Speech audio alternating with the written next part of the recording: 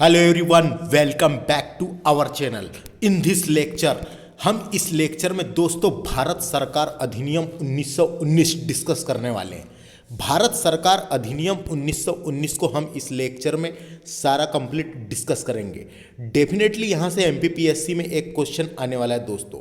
MPPSC की हम unit number 6 को डिस्कस कर रहे हैं। जो प्री एग्ज़ाम होती है, प्री एग्ज़ाम के सिलेबस के अनुसार हम यूनिट नंबर 6 को भारतीय संविधान को डिस्कस कर रहे हैं। हम भारत का शासन प्रणाली एवं अर्थव्यवस्था को डिस्कस करने वाले हैं। इसके अंतर्गत हम भारत सरकार अधिनियम को डिस्कस करेंगे। वीडियो को पूरा देखिए दोस्तों, यहाँ से आएगा एक क्वेश्चन आपको प्री में और वो आपको बनेगा। बस आप इस वीडियो को पूरा देखना है। मैं आपको गारंटी देता हूँ आपको ये मेरा लेक्चर पसंद आएगा। मैं आपको चैनल सब्सक्राइब करने के लिए नहीं कहूँगा, आप खुद ही चैनल सब्सक्राइब कर लेंगे। और आप हमारे चैनल में हम प्लेलिस्ट बना रहे हैं यूनिट 6 की। यूनिट 6 में जितने भी टॉपिक सिलेबस में लिख रखे हैं वो सारे टॉपिक वाइज लेक्चर हम डालने वाले हैं। यह लेक्चर मेरे द्वारा डिस्कस किया जा रहा है। My name is Vikram Khandelkar. हमने एमपीपीएससी प्री की बहुत सी यूनिट को भी डिस्कस कर लिए हैं दोस्तों, तो हमने आप लोगों के लिए चैनल में लिस्ट बना दी है और मैं आपको इस वीडियो के डिस्क्रिप्शन में सारे यूनिटों की लिंक भी प्रोवाइड करने वाला हूं। तो आइए हम शुरू करेंगे ज़्यादा देरी ना करते हुए भारत शासन अधिनियम के बारे में। तो दोस्तों, भारत शासन अधिनियम क्या था?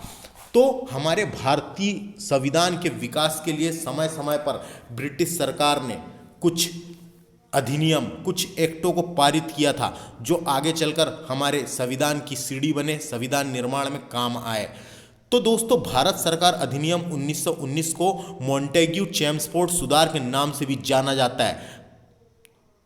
सुधार के नाम से भी जाना जाता है। भारत मंत्री लॉर्ड मॉन्टेग्यू ने 20 अगस्त 2017 को, कब? 20 अगस्त 2017 को, सॉरी 1917 को, 20 अगस्त 1917 को ब्रिटिश संसद में यह घोषणा की थी कि ब्रिटिश सरकार का उद्देश्य भारत में उत्तरदायी शासन की स्थापना करना है। इस घोषणा के कुछ समय के लिए भारत में तनावपूर्ण वातावरण को समाप्त कर दिया गया था। ये अधिनियम लागू होने के बाद जो भारत में तनावपूर्ण वातावरण को समाप्त कर दिया गया था। तो अब हम पढ़ने वाले भारत सरकार अधिनियम 1919। तो देखिए दोस्तों, इसकी थ्योरी क्या है। तो देखिए, भारत सरकार अधिनियम 1919 तो ब्रिटिश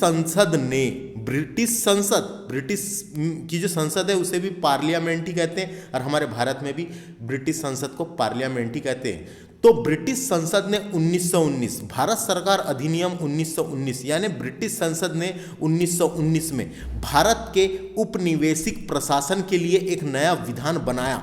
भारत के उपनिवेशिक प्रशासन, भारत एक उपनिवेशिक प्रशासन था दोस्तों। भारत का वह साम्राज्य जिस पर यूरोपीय साम्राज्य का कब्जा था, यानी यूरोपीय साम्राज्य यानी इंग्लैंड का उपनिवेश था। भारत बहुत दिनों तक इंग्लैंड का उपनिवेश रहा है, अब जानते हैं, तो इंग्लैंड का उपनिवेश था। तो भारत सरकार अधिनियम के नाम से, अधिनियम 1919 के नाम से लागू किया गया। इस अधिनियम को मॉन्टेग्यू चेम्सफोर्ड सुधार अधिनियम भी कहा जाता है। ये जो अधिनियम था भारत सरकार अधिनियम 1919, इसे मॉन्टेग्यू चेम्सफोर्ड सुधार अधिनियम भी कहा जाता है। क्यों कहा जाता है? भी कहा जाता है क्योंकि इस अधिनियम के पारित होने के समय मॉन्टेग्यू भारत के सचिव थे दोस्तों। जो मॉन्टेग्यू नाम के व्यक्ति थे ये भारत के सचिव थे और जो चेम्सफोर्ड थे वो भारत के वायसराय थे। तो ये दोनों ने मिलकर भारत के लिए एक अधिनियम लाया था। इस कारण ही इस अधिनियम को मॉन्टेग्यू चेम्सफोर्ड सुधार अधिनियम भी कहा जाता है और ये 1919 में आया था, इसलिए इसको भारत सरकार अधिनियम 1919 भी कहा जाता है। यह सरकार का दावा था कि वो जो सरकार थी उस टाइम की ब्रिटिश सरकार का दावा था कि इस अधिनियम की विशेषता उत्तरदायी शासन की प्रगति करना है। उत्तरदायी शासन, ये उत्तरदायी शासन क्या होता है दोस्तों? उत्तरदायी शासन की प्रगति करना है। ब्रिटिश सरकार का उद्देश्य था कि भारत में उत्तरदायी शासन की स्थापना करना, उत्तरदायी शासन की प्रगति करना इसका उद्देश्य था दोस्तों। तो उत्तरदायी सरकार का मतलब क्या होता है? उत्तरदायी शासन यानी उत्तरदायी सरकार का मतलब क्या होता है? उत्तरदायी प्लस सरकार यानी उत्तरदायी शासन, वह शासन जिसमें शासक वर्ग, जो शासक होते हैं शासक करने वाले, उसमें शासक वर्ग के व्यक्ति अपने कार्य के जनता या जनता द्वारा निर्वाचित प्रतिनिधियों के प्रति उत्तरदायी होते हैं। तो समझ में आ गया? उत्तरदायी शासन का मतलब होता है जनता या जनता द्वारा निर्वाचित प्रतिनिधि के प्रति उत्तरदायी होना। जनता के द्वारा निर्वाचित प्रतिनिधि के प्रति उत्तरदायी होना, यही कहलाता है दोस्तों उत्तरदायी सरकार। यद्यपि केंद्र और प्रांत दोनों में उत्तरदायी सरकार की व्यवस्था की गई थी इस अधिनियम के द्वारा। तो ये फैक्ट समझ में आ गया ये सामने का। तो ये आपको फैक्ट को समझना है और यहाँ से एमसीक्यू निकल के आएंगे दोस्तों, मैं पहले बता रहा हूँ आपको प्री एग्जाम में। तो देखिए दोस्तों, भारत सरकार अधिनियम 1919 की प्रमुख विशेषताएं थी द्वैध शासन। ये डायरेक्ट क्वेश्चन आता है। भारत सरकार अधिनियम 1919 की प्रमुख विशेषता थी द्वैध शासन। तो भारत में द्वैध शासन की स्थापना होती है यही अधिनियम के बाद, 1919 के अधिनियम के बाद भारत में द्वैध शासन की स्थापना हुई थी। द्वैध शासन में क्या था, तो देखो शासन से संबंध के विषय को, जो शासन से संबंधित विषयों को दो भागों में बांट दिया गया था। ये दो भागों में बांटा गया था, इसीलिए इसे द्वैध शासन कहा जाता है दोस्तों। एक तो केंद्र में और एक तो प्रांत में, दो इसमें बांट दिया गया था, केंद्रीय और प्रांतीय। केंद्रीय और प्रांतीय में बांट दिया गया था दोस्तों। यानी द्वैध शासन से संबंधित विषयों को दो भागों में बांटा गया था। तो दो भागों में बांटा गया था। प्रांतीय विषय, सबसे पहले बात करेंगे प्रांतीय विषयों को भी दो भागों में बांटा गया था। प्रांतीय विषय को भी दो भागों में बांटे जाने के कारण इस व्यवस्था को द्वैध शासन कहा जाता था। जो प्रांतीय विषय थे दोस्तों, उसको दो भागों में बांटे जाने के कारण इस व्यवस्था को द्वैध शासन कहा जाता था। प्रांतीय विषय को भी दो भागों में बांटा गया था, एक तो आरक्षित और दूसरा हस्तांतरित। दो विषय, एक तो आरक्षित यानी रिजर्व्ड कर दिया गया था और एक तो ट्रांसफर्ड कर दिया गया था। एक रिजर्व्ड यानी वो खुद के लिए रिजर्व्ड ही रखे थे और एक तो ट्रांसफर कर दिया गया था, ट्रांसफर्ड कर दिया गया था, वो मंत्रियों के लिए थे। तो देखो, आरक्षित विषयों में 28 विषय का समावेश किया गया था दोस्तों। आरक्षित विषय में यानी हमने पढ़े द्वैध शासन से संबंधित विषयों को दो भागों में बांट दिया गया था, एक तो था आरक्षित और दूसरा था हस्तांतरित। तो आरक्षित विषय जो थे उसको 28 विषयों का समावेश किया गया था, जिसका प्रशासन गवर्नर अपनी परिषद के माध्यम से करता था, है ना। आरक्षित रिजर्व कर लिया था खुद के लिए उनने, है ना। तो प्रशासन गवर्नर अपनी परिषद के माध्यम से करेगा, जो केवल उसी के प्रति उत्तरदायी थी। ये जो बनाया गया था ये उसके लिए ही उत्तरदायी थी। और जो हस्तांतरित विषय यानी ट्रांसफर्ड विषय जो थे, उसमें 22 विषयों का समावेश किया गया था, जिसका प्रशासन भारतीय मंत्रियों के द्वारा किया जाता था। जिसका प्रशासन जो है वो भारतीय मंत्रियों के द्वारा किया जाता था। द्वैध शासन व्यवस्था इस अधिनियम का सर्वाधिक बुरा पक्ष साबित हुआ था दोस्तों। ये द्वैध शासन इन्होंने तो लाए, लेकिन द्वैध शासन व्यवस्था इस अधिनियम का सर्वाधिक बुरा पक्ष साबित हुआ था, क्योंकि महत्वपूर्ण विषय बिना उत्तरदायी के गवर्नर को अपने माध्यम से गवर्नर को सौंप दिया गया था। क्योंकि महत्वपूर्ण विषय बिना उत्तरदायी के गवर्नर को और उसके माध्यम से गवर्नर को ही सौंप दिया गया था। भारतीय विधान परिषद के स्थान पर दो सदनी व्यवस्था को लाया गया था दोस्तों। भारतीय विधान परिषद जो थी उसके स्थान पर दो सदनी व्यवस्था को लाया गया था। एक तो थी लोकसभा और दूसरा राज्यसभा। जैसे इंग्लैंड में, ब्रिटेन में हुआ करता था दोस्तों हाउस ऑफ कॉमन हुआ करता था और हाउस ऑफ लॉर्ड। तो जो हाउस ऑफ कॉमन है दोस्तों, जिसे निचला सदन कहते हैं, वो था लोकसभा, और हाउस ऑफ लॉर्ड जो था ये था राज्यसभा, जिसे उच्च सदन कहते हैं। तो ये दो सदनी व्यवस्था का गठन किया गया था। तो लोकसभा और राज्यसभा का गठन भारत शासन अधिनियम के दौरान ही कर दिया गया था। उसके बाद दूसरी विशेषता देखते हैं इसकी। तो इसकी दूसरी विशेषता थी उत्तरदायी सरकार की स्थापना करना। तो समझ में आ गया, द्वैध शासन के संबंध को दो विषयों में बांटा गया था, एक तो आरक्षित और दूसरा हस्तांतरित। आरक्षित विषय को 28 विषय सौंपे गए थे और हस्तांतरित को 22 विषय का समावेश किया गया था, इतना याद रखना है। उसके बाद इसकी दूसरी विशेषता क्या है, उत्तरदायी सरकार की व्यवस्था करना। इसका उद्देश्य सरकारों एवं विधानसभाओं के केंद्रीय नियंत्रण से मुक्त करना तथा प्रांतों में एक नई उत्तरदायी सरकार का मार्ग प्रस्तुत करना था दोस्तों। उत्तरदायी सरकार की शुरुआत होती है, सबसे पहले उत्तरदायी सरकार की शुरुआत, जिसका उद्देश्य स्थानीय सरकार एवं विधानसभाओं को केंद्रीय नियंत्रण से मुक्त करना। जो केंद्र का नियंत्रण था, स्थानीय सरकार जो थी और विधानसभाओं को केंद्रीय नियंत्रण से मुक्त करना तथा प्रांतों में एक उत्तरदायी सरकार का मार्ग प्रदर्शित करना, इसकी प्रमुख विशेषता थी दोस्तों उत्तरदायी सरकार की व्यवस्था। अगला है द्विसदनात्मक व्यवस्था एवं प्रत्यक्ष चुनाव भी लाया गया था। केंद्रीय विधानसभा और राज्य परिषद के माध्यम से एक द्विसदनात्मक व्यवस्था प्रारंभ की गई। इस अधिनियम के द्वारा पहली बार प्रत्यक्ष चुनाव की भी शुरुआत की गई थी। ये डायरेक्ट क्वेश्चन आता है दोस्तों। भारत शासन अधिनियम 1919 के तहत पहली बार प्रत्यक्ष चुनाव की भी शुरुआत की गई थी। तो केंद्रीय विधानसभा और राज्य परिषद के साथ एक द्विसदनीय व्यवस्था प्रारंभ की गई थी। इस अधिनियम के द्वारा पहली बार प्रत्यक्ष चुनाव की भी शुरुआत की गई थी। तीसरी विशेषता देखते हैं, इसमें सीमित मताधिकार दिया गया था। इसके तहत संपत्ति कर या शिक्षा के आधार पर सीमित लोगों को मतदान का अधिकार प्रदान किया गया था। यानी सीमित लोगों को किया गया था दोस्तों। देखो, यह अधिनियम के माध्यम से जिसके पास ज्यादा संपत्ति, जिसके पास ज्यादा कर है, शिक्षा के आधार पर सीमित लोगों को मतदान का अधिकार प्रदान किया गया था। भारतीयों का प्रतिनिधि देखते हैं क्या था, तो यह निर्धारित किया गया था कि वायसराय की कार्यकारी परिषद के 6 सदस्य में से 3 सदस्य कमांडर इन चीफ के अतिरिक्त भारतीय होंगे। तो देखो 6 सदस्य था ये, जिसमें से 3 भारतीय होंगे, ऐसा इन्होंने डिसाइड किया था इस अधिनियम के माध्यम से। सांप्रदायिक निर्वाचन मंडल का भी गठन किया गया था। डायरेक्ट पूछा जाता है, तो सांप्रदायिक निर्वाचन मंडल का गठन भारत शासन अधिनियम 1919 के तहत किया गया था। सांप्रदायिक का मतलब होता है फूट डालो और शासन करो, यानी जातियों के आधार पर, धर्मों के आधार पर फूट डाल दो और शासन करो।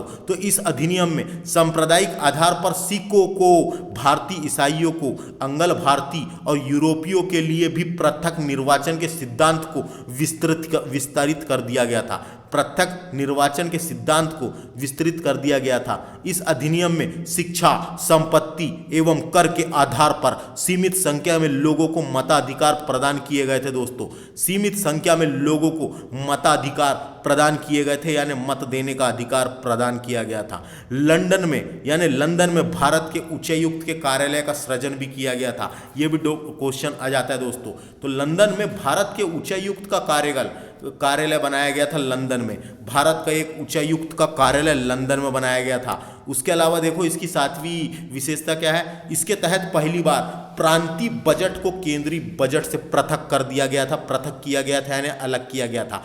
प्रांतीय बजट अलग होगा और केंद्रीय बजट अलग होगा। प्रांतीय विधानसभाओं को अपने बजट को अधिनियमित करने के लिए अधिकृत किया गया था। तो ये भी इंपॉर्टेंट है। 8वीं विशेषता देखो दोस्तों, भारत के राज्य सचिव के वेतन का भुगतान ब्रिटिश राज्य कोष से दिए जाने का प्रावधान किया गया था। भारत के जो सचिव थे उसको वेतन का भुगतान ब्रिटिश राज्य कोष से दिया जाने का प्रावधान किया गया था। 9वीं विशेषता देखो दोस्तों, तो समझ में आ गया दोस्तों, भारत के राज्य सचिव के वेतन का भुगतान ब्रिटिश राज्य कोष से दिए जाने का प्रावधान किया गया था। इसमें इस अधिनियम में एक लोक सेवा आयोग का गठन भी किया गया था 1926 में। सिविल सेवाओं की भर्ती के लिए केंद्रीय लोक सेवा आयोग का गठन किया गया था। तो यहाँ से क्वेश्चन भी पूछ लिए जाते हैं दोस्तों, तो याद रखना है, यहाँ से भी क्वेश्चन पूछ लिए जाते हैं कि लोक सेवा आयोग का गठन कब किया गया था, क्या किया गया था, तो इसको भी याद रखना है। 1 अक्टूबर 1926 की बात है दोस्तों। 1 अक्टूबर 1926 को रास बारकर की अध्यक्षता में लोक सेवा आयोग का गठन किया गया था, जिसके प्रथम अध्यक्ष कौन थे, रास बारकर। नाम इनका याद रख सकते हैं आप, रास बारकर की अध्यक्षता में 1 अक्टूबर 1926 को लोक सेवा आयोग की स्थापना की गई थी। तो समझ में आ गया। इस अधिनियम में एक वैधानिक आयोग का गठन भी किया गया था दोस्तों। एक वैधानिक विधि के अनुसार एक आयोग बनाया गया था, वैधानिक आयोग, जिसका कार्य 10 वर्ष के बाद जांच करके अपनी रिपोर्ट प्रस्तुत करना था। इस अधिनियम में महिलाओं को मताधिकार दिया गया था। डायरेक्ट क्वेश्चन पूछ लिया जाता है। इस अधिनियम में के द्वारा महिलाओं को मत डालने का अधिकार, मताधिकार प्रदान किया गया था। गांधी जी ने इसे उत्तरदायी शासन की दिशा में महत्वपूर्ण निर्णय का स्वागत किया था। याद रखना है। इसकी सीमाएं देख लेते हैं, क्या क्या सीमाएं थी। बना तो दिया गया था ये अधिनियम, इसकी क्या सीमाएं थी। तो द्वैध शासन को सुचारू रूप से परिचालन करने का अत्यधिक जटिल था, चलाना अत्यधिक जटिल था। इसके अतिरिक्त गवर्नर जनरल एवं गवर्नरों को क्रमशः केंद्र और प्रांतों के विधायिका को बाधित करने की व्यापक शक्तियां प्राप्त थी दोस्तों। मताधिकार मताधिकार सीमित थे, मत देने के अधिकार सीमित थे। आम आदमी का इसका विस्तार नहीं था, आम आदमी को इसके बारे में पता ही नहीं था, विस्तार ही नहीं था। केंद्रीय विधायिका की वित्तीय शक्तियां भी अत्यधिक सीमित, बहुत सीमित शक्तियों के साथ आया था यह अधिनियम। इस अधिनियम में अनेक सीमाएं थी, यह भारतीयों की अपेक्षाओं को पूरा नहीं कर सकता था। भारत सरकार अधिनियम और भारत स्वतंत्रता संग्राम को हम साथ में डिस्कस करेंगे। क्या स्वतंत्रता संग्राम साथ में चल रहे थे? तो भारत सरकार अधिनियम 1919 को निम्नलिखित कारणों से इस भारतीय स्वतंत्रता संग्राम में एक ऐतिहासिक मील का पत्थर साबित हुआ था। पुरस्कार में यहां भारत सरकार अधिनियम दंड के रूप में रॉलेट एक्ट को लागू करने के साथ ब्रिटिश सरकार ने पुरस्कार एवं दंड की नीति भी जारी की थी। पुरस्कार तो दिया ही दिया था, यह अधिनियम बनाने के साथ पुरस्कार के रूप में अधिनियम था, लेकिन दंड के रूप में रॉलेट एक्ट भी आया था। रॉलेट एक्ट क्या था दोस्तों? तो रॉलेट एक्ट, जिसे काला कानून भी कहा जाता है, भारत की ब्रिटेनी सरकार द्वारा भारत में उभरते रहे राष्ट्रीय आंदोलन को कुचलने के लिए बनाया गया था। जो हमारे उभर रहे थे राष्ट्रीय आंदोलन, जो हमारे उभर रहे थे भारत में, उसको कुचलने के लिए रॉलेट एक्ट बनाया गया था। इसे काला कानून भी कहा जाता है। इस कानून से ब्रिटिश सरकार को यह अधिकार प्राप्त हो गया था कि वह किसी भी भारतीय पर अदालत के बिना भी मुकदमा चलाया जा सकता है, अदालत के बिना भी मुकदमा चलाया जा सकता है, उसे जेल में बंद कर सकती थी। ये एक ऐसा कानून था, इसीलिए इसे काला कानून भी कहा जाता है। ये कानून क्यों आया था मैं आपको बताता हूँ। जलियांवाला बाग हत्याकांड हुआ था। जलियांवाला बाग हत्याकांड हुआ था 13 अप्रैल 1919 को अमृतसर में। जलियांवाला बाग हत्याकांड में रॉलेट एक्ट के विरोध में हजारों लोग एकत्रित हुए थे। रॉलेट एक्ट लागू हो गया था तो उसके विरोध में हजारों लोग एकत्रित हुए थे। अंग्रेज अफसर जनरल डायर ने इस बाग के मुख्य द्वार को अपने सैनिकों एवं हथियार बंद वाहनों से रोककर भीड़ पर बिना किसी चेतावनी के 10 मिनट तक गोलियों की फायरिंग करवाई थी। इस घटना में तकरीबन 1000 लोगों की मौत हो गई थी, जबकि 1500 से ज़्यादा घायल हुए थे दोस्तों।